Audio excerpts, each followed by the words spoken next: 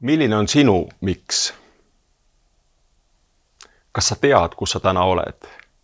Ja kas sa tead, kuhu sa soovid liikuda? Ei ole võimalik saavutada elus miskit, mida sa ei oska ette kujutada või ette näha. Aga kõik algab sellest, kus sa täna oled ja miks sa midagi oma elus teed. Kas sa triivid tuulte, ilmade käes mööda merd ja sa ei tea tegelikult, kuhu sa lähed.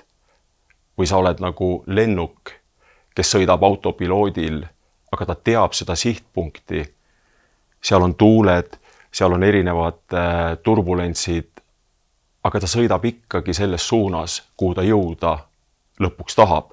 Ja kui sa tead, mis on see koht või see punkt, kuhu sa soovid jõuda, siis kõik need raskused, mis sul on täna või ka sinna teele satuvad, on tegelikult rohkem ületatavad kui see, kui sa tegelikult ei tea, kuhu sa lähed. See on palju lihtsam on loobuda. Aga kui sa istud minuga ühes ruumis, me oleme kahekesi, meil ei ole telefone, meil ei ole arvuteid, on 2 teetassi ja teekann, siis me oleme sinuga kahekesi päriselt ühes ruumis ja kohal. Me loome ühenduse. Sa saad rääkida sellest, mis on sulle oluline ja tegelikult avastada seda, mis on sinu miks, kui sa seda täna ei tea. Ja sa saad olla nagu päriselt sina ise, sest ainult sina tead neid vastuseid, mis sinu sees on.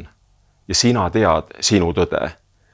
Mina saan toetada sind coachina, aga ma ei saa teha tööd sinu eest ära ja ma ei saa öelda, mida sa peaks tegema, et sa jõuaks sinna, kuhu sa jõuda soovid.